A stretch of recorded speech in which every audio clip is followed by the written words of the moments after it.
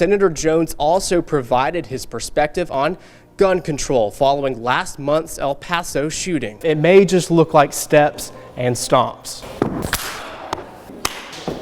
To paint a mural that displays Troy's story, giving her the chance to make her mark literally on the downtown square. Venice, Italy is known for its winding canals and transportation by gondola. All right, so I see plenty of food, plenty of drinks. I might have to sneak off and get me a brownie before I head out of here. Whether you smoke cigarettes or even vape, a new federal law changes the age to purchase tobacco products from 19 to 21. The storm completely derooted and knocked down large trees just like this one. The owner tells me that this was not originally here. And just a few steps away over at Delta Kappa Epsilon, the group is now also on the university's radar for the alleged mistreatment of some of its members. The coronavirus is bringing classrooms to homes across the U.S. Online learning means that dining room tables like this one are being converted into desk space for many. And you don't have to go far to stumble upon some dancers. You just have to follow the music.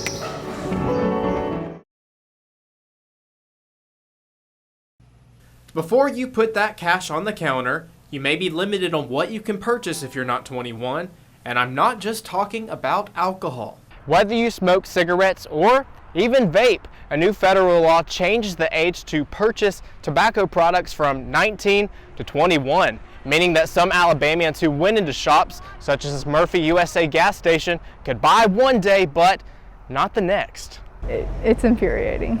Before the start of the new year, the Trump administration raised the age requirement as the government continues cracking down on young adults using nicotine. The Centers for Disease Control and Prevention reports that 5.6 million Americans currently below the age of 18 will die early from the substance at this rate. Hey, how you? Tiffany Johnson works at the Troy, Alabama Murphy USA and says those below 21 are shocked every day. I usually get like a few just about every day that I work. I know I just had one customer probably like 30 minutes ago.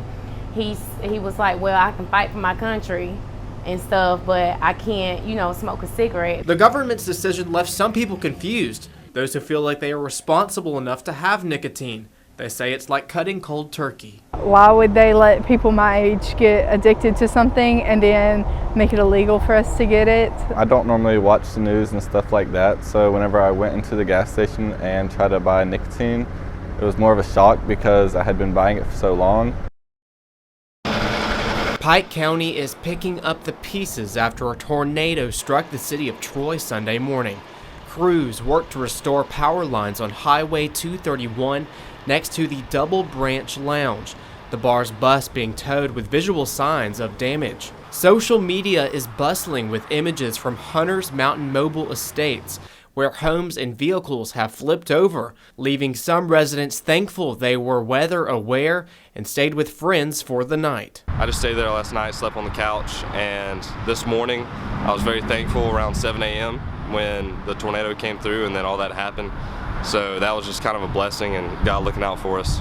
Downtown Troy also feeling the effects of the storm, with street signs down and buildings like this Advanced Auto Parts store in pieces. A semi-trailer is left on its side next to this Adult Day Health Center, a state-funded business which provides adults and elders with food and a place to gather. I was just devastated by everything, about all the business here around by me. I was just speechless. I just couldn't believe it. But I just thank the Lord that we wasn't in business.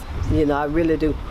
Now, outside of this Adult Day Health Center, you would expect that this rubble would be some kind of awning or something left over just from the storm, but the owner tells me that this was not originally here and it was blown here by some harsh winds. This sheet metal and frame were blown from another building up the road.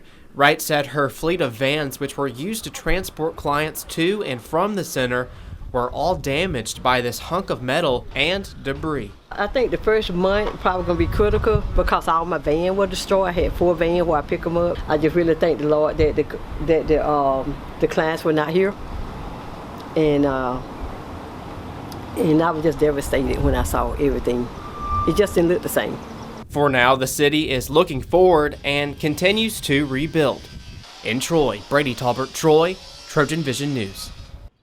The state of Alabama's bicentennial or 200th birthday is coming up this year, and the city of Troy is commemorating the state's history by reminiscing on its own. Just across the street from the Johnson Center for the Arts, Alex McLendon patiently paints the city's newest mural while balancing on a ladder using scaffolding as shade. I've been working for a solid 2 weeks, minus the days that it rained last week, and I've had help from local high school students from Charles Henderson and Pike Lib, and their job was to come out and to put all the base coats on. So if you see like this black and then these gray areas down here, they painted all of that, and then my job is the detail work. Now, McLendon was commissioned by the city to paint a mural that displays Troy's story, giving her the chance to make her mark literally on the downtown square. The city wanted a mural that told Troy's story by showcasing the area's people and places.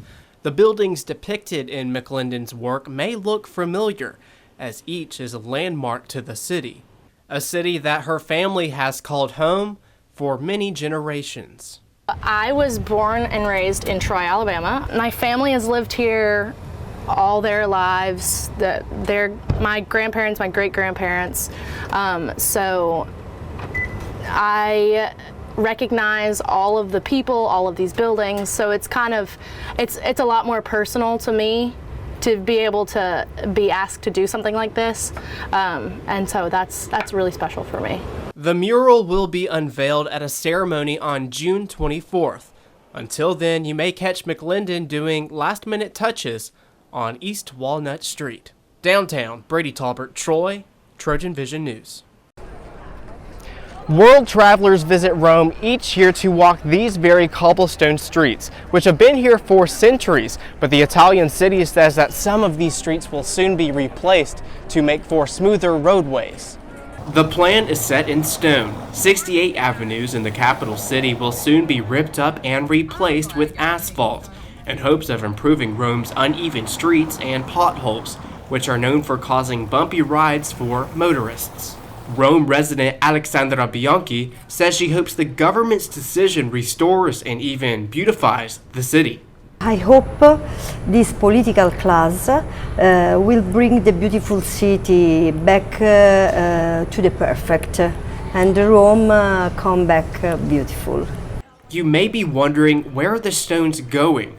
The city said the cobblestones pulled up will actually be reused, relaying 118 streets with stone, in some cases even replacing the asphalt that lines parts of Rome's modern shopping districts. The stones were first laid in the 16th century here in St. Peter's Square in the Vatican, and have since expanded into Rome. While St. Peter's Square is safe, some tourists say the area is losing ties to its past. Here in Rome, it's beautiful, but the capacity of people that come through here, not just in a day, but within an hour, is massive to say the least.